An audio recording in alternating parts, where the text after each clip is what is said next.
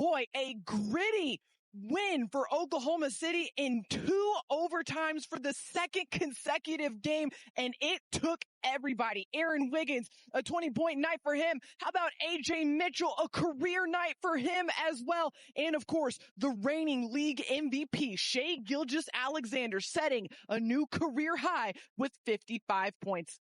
As we welcome you back inside a Gamebridge Fieldhouse, welcome into Thunder Live. I'm Paris Lawson alongside Royce Young, and the Thunder, they pick up their second win of the season, but it comes at a cost. It took 116 minutes to get both of those wins, and the Thunder, they had to scrap and claw for just about every point that they got in this game tonight, but some incredible late game heroics. Has it been 82 games yet? Because I feel like we're on track. 2 games in, and the Thunder are getting their money's worth here so far this season. 2 double overtime games to start this one out. But like you said, Paris, you used the word gritty. It is the absolute best way to describe this game of what Oklahoma City had to kind of grind through it. Yeah. Obviously down a number of different players, had to find solutions to problems as the game went on, and really had to withstand some big punches from the Pacers. The Pacers did a great job of shot making. Pascal Siakam hit one late. They got the lead early in some of those overtimes, but the Thunder were able to respond. SGA, another huge clutch jumper. And how about Aaron Wiggins in the second overtime, knocking down huge back-to-back jumpers. And oh, by the way, Lou Dort winning plays in that double overtime, just with the big block, the offensive rebound that set up one of the Wiggins threes. That's what Lou Dort does. He just makes those winning plays. Always rises to the occasion. In this one, it was 19 ties, 18 lead changes, and ultimately OKC coming out on top. Let's kick it over to the guys who called all 19 of those lead changes, Chris Fisher and Michael Cage. And guys, I got to know how you're feeling after 58 minutes of action out there on the court. I'm ready for 2, maybe 3 more overtimes. Mike, what about you? I need some electrolyte replacement. We got to get you a banana, maybe some orange slices, and you ready to go? Yeah, I'll be ready to go. Well, usually when we come on to the postgame show, we can talk about a moment or two that ends up being maybe one of the difference makers of the game. There's just too many in a game like this when you have double overtime and you had so many guys stepping up at different times to help propel the Thunder to a lead or get them back into the game. There weren't big leads, but still, what stands out to you in this double OT thriller? Well, my mom always told me sugar makes the medicine go down better. And there was a lot of medicine and sugar in this game tonight. The medicine came from Shai, but you look at the sugar plays that came up. Man, you look at Ajay Mitchell. They just talked about him. I thought those back-to-back threes by Aaron Wiggins was huge. And then the offensive rebounds by Chet Holmgren down the stretch. And then the defensive rebounds by Isaiah Hartenstein was a big key to this game. Man, 91 free throws. Woo! But 18 lead changes, 19 ties. That's the kind of game this was. You just had to work for everything. The Pacers certainly knocked down some big shots down the stretch, but just great to see Ajay Mitchell have the kind of game that he had. You know, he rolled his ankle in the preseason game here on October 11th. Weren't sure how long he was going to be out, but Ajay Mitchell in just his 37th game was so critical, so big. One of the many players that was big and critical for the Thunder in getting this double overtime victory, but fun to see for the second-year player out of UCSB.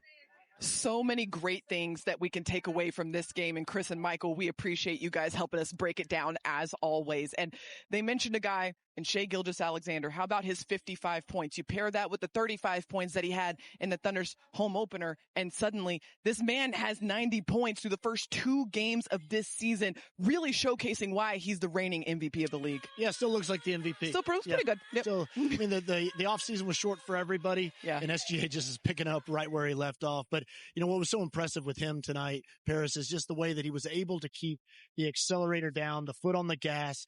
You know, obviously without some of the other primary offensive players, without a guy like J-Dub out there to supplement him, we saw other players step up like Aaron Wiggins and Ajay Mitchell, but SGA is carrying so much of the offensive load there in terms of the gravity that he pulls the Indiana defense over with, and some of the shot making that you're seeing right here. I mean, these are high degree of difficulty shots, playing through contact all the time, and the way that he's able to just keep it going throughout the game, and just the mental endurance, I think, is one of the most impressive things about SGA, being able to just kind of withstand what the game throws at him. He's able to endure mentally throughout the 58 minutes of this one. Also physical endurance. Yeah. He played 47 minutes in that first double overtime game against the Houston Rockets and then adds another 45, I think, in this one tonight. So really great conditioning from Shai Gilgeous-Alexander. And we heard from Thunder head coach Mark Daigneault. All of these guys came in great shape, and boy, was that put to the test over these first two games. Absolutely. I mean, I don't think by design to go to play 4 overtimes already, but that is part of it, is trying to be as ready as you possibly can. And then, of course, you've got the curveball that's thrown in there with some bodies not available for the Thunder in this one. So you get great minutes from a number of different guys, even just the small stuff in this one. Chris Youngblood got in and knocked down a big 3 in the first half there. You just get those contributions throughout. Brooks Barnhizer with some hustle plays throughout it. Different guys stepping up throughout the game. It wasn't the Thunder's best game by any means, but in a second game of the season, to get this kind of test for them, having to perform in crunch time, it was big. Also, shout out to Chris Youngblood and Brooks Barnhizer for getting their first career NBA buckets in this game here tonight. A lot to break down and a lot to celebrate from this double overtime victory in Indianapolis. All right, stick with us here on Thunder Live, because when we come back, we got to break down the career night from the Thunder's very own Ajay Mitchell, 26 points off the bench. We'll talk about his game when we come back. Ajay Mitchell with a career night. Our very own Nick Gallo caught up with him post-game. Let's listen in. 2 games, 4 overtimes. How are you guys gutting these out here in the early going? Just being a team. We know it's going to be hard every single night, and we just got to stick together, play hard, and know that we can do it no matter what. Just in terms of the feel out there, what was that second overtime like, just in terms of being able to muster up the energy, the tenacity you needed to make the plays, particularly on defense? Just pay attention to details and then playing hard. Obviously it was a long game, but we got to stay in it, play hard, and that's what we did. A career night for Shai, a career night for you. Tell me about the way that you two just played off of each other and how you were able to find your angles. It's really easy to play with him, and then the confidence my teammate gave me, that gave me the opportunity to go and play like that. AJ, just the chance here to continue to attack downhill. So many tough finishes. What's the key for you in terms of finishing around the rim? Just being strong, getting stronger and getting to the rim. Obviously, I know that's one of my strengths. I just got to keep working, keep doing that. You've continued to develop. Congrats on the great performance tonight. Thank you. Appreciate you. So much to celebrate in this one, and you see all of his teammates surrounding Ajay Mitchell in that post-game interview, and that's because he set a new career high with 26 points, and that's why he is our forward player of the game. Royce, what did you make of Ajay Mitchell's performance offensively tonight? The aggressiveness, the assertiveness. We talked about in the pregame a little bit, Paris. He's got a lot of confidence in himself, but his teammates have a ton of confidence in him as a player. He played 38 minutes in this game tonight. That's obviously a career high for AJ as well. And one of the big things that sticks out, obviously the scoring and the finishing through contact, the toughness that he played with, but only 1 turnover, Paris. And that's really with kind of supplementing Shai Gilgeous-Alexander is really the primary secondary ball handler. SGA obviously is the primary guy, but Ajay Mitchell's playing off the ball and really seeing a lot of those second actions right there. And for him to take care of the ball with as much responsibility that was on his shoulders, great decision making from him throughout the game. And some of those buckets that he got came late in the fourth quarter in the overtimes, driving downhill. Those are pressure-packed moments where you're some guys might be kind of second-guessing. Shouldn't I be looking at the MVP and getting him the ball right now? And for AJ to have the confidence, and again, the team to have the confidence in him to go ahead and put his foot on the gas and make those plays says a lot about him and the team that he plays for. Sometimes it's easy to forget. The man is just in his second year of NBA basketball, playing with incredible composure and maturity out there on the floor. No missed free throws. Only 1 turnover. Incredible to see from Ajay Mitchell. All right, let's get you over to the press room now where Thunder head coach Mark Daigneault is addressing the media. Mark, you guys once again got one out. What'd you notice from your team tonight? Maybe nothing different than what you normally do, but did anything stand out about the way that you all handled this? I thought, first of all, I thought the bench, we had minutes under control after a long minute game against Houston. And if it didn't obviously go to double overtime again, we would have been in a good spot because of the way our bench played tonight. I thought those guys went in there. Oos, Brooks, BC gave us a couple minutes. Youngblood made a shot and played some good minutes. Obviously, AJ. Those guys were big time for us. And then just a gutsy win. Those guys were exhausted. So was Indiana. It's easy to, when we went down 5 in the first overtime, it's easy to kind of say, hey, we'll get the next one. And these guys are just so competitive. So I was just so impressed with the guts of the team. You helped make sure that you didn't get one, but you had no turnovers in the fourth quarter and the 2 overtimes. What went into just the efficiency in that aspect of the game? Yeah, I thought we were just a little bit sloppy and not sharp. Some of that might have been fatigue. Some of that's Indiana and their pressure. Credit them. They played a great game. Their guys made really tough shots down the stretch of the game, especially. But we were sloppy for a good part of the meat of the game, and we did tighten up, as the game came down the stretch, and we made sure we got shots on goal, simplified the offense a little bit, and the guys did a really good job executing. What's Shea's role in that? I mean, obviously he had historic, 55-point night, his career night, but to be able to be, that sound with the ball too. Yeah, one of the most efficient things about Shea is not just the scoring efficiency, but he doesn't turn the ball over very much. He's a great ball control player. So you get a shot, more often than not when he's on it.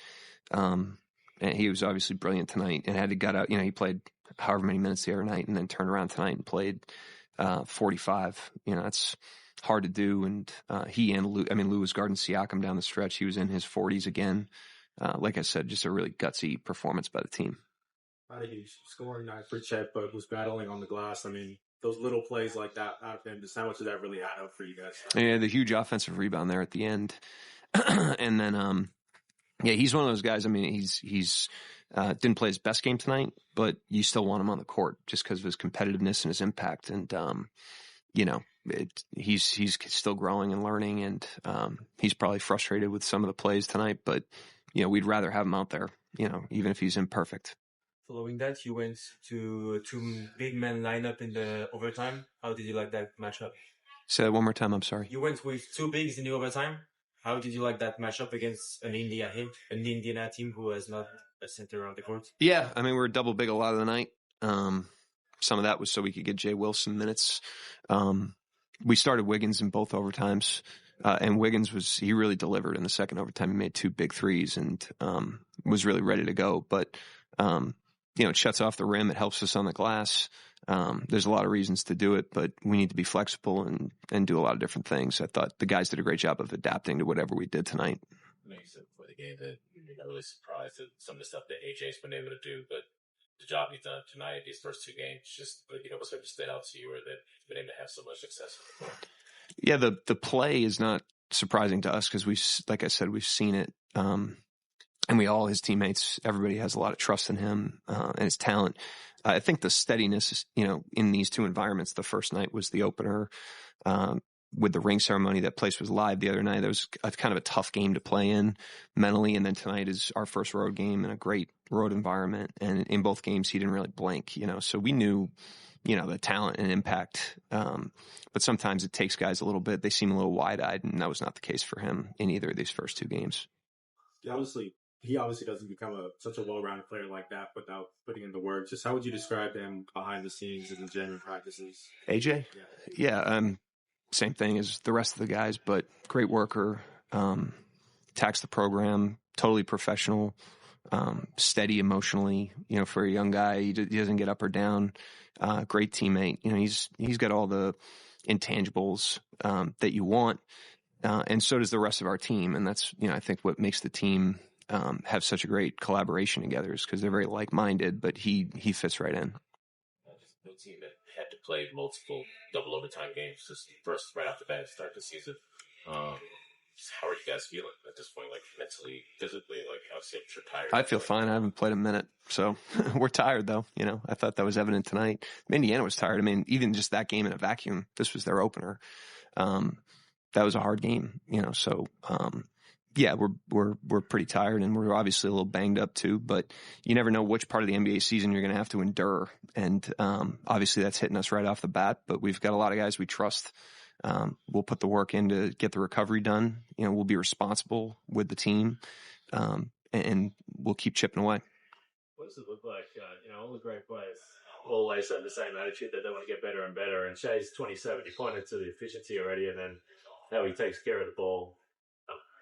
How does he get better? Like, how would you even describe that for a guy like him and where he's at right now? He's just touching up the edges, but but it's it's a mindset, more than anything. He is thinking constantly about how he can get better. He's constantly self-reflecting. He's constantly self-critical. And you could watch him and say, man, there's really not a lot to go from here.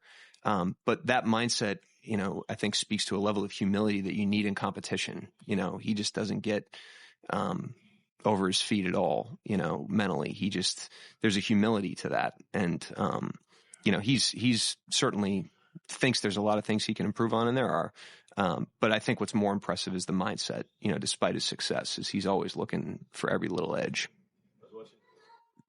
There's so much to take away from what Coach Daigneault said there post-game, but one of the big ones is the fact that the Thunder has had 2 back-to-back really tough challenges. You have the uniqueness of ring night and that ceremony, the emotion that comes with that, and then you go and face a really good Houston Rockets team going to double overtime. And then again, you're in a very contentious environment here in Indiana. It was a raucous crowd inside of this building, and you have to gut out a win. So back-to-back tests for Oklahoma City in kind of a unique circumstance. And also just very contrasting styles of play. Too, the Houston Rockets obviously go with the just massively big lineup.